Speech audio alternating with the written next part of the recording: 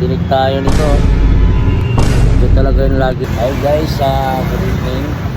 Ito nga tayo, naplatan tayo dahil sa tinig. Tinig tayo nito. Ito talaga yung lagi natin ingatan.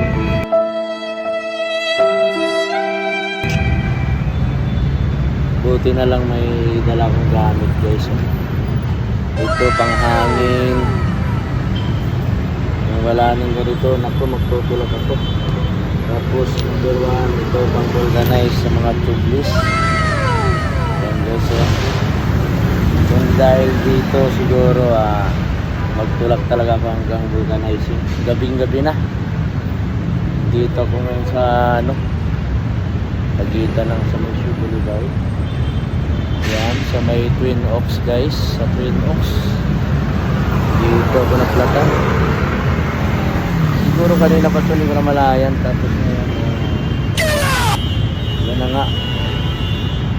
Konti-konti na siyang nagpa-flat. Buti may ganito kung wala.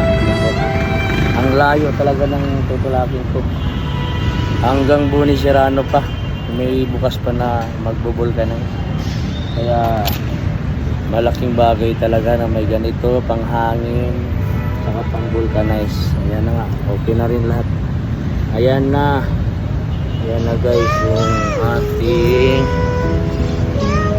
vulcanize. Thank you Lord, thank you. Salamat po guys, God bless.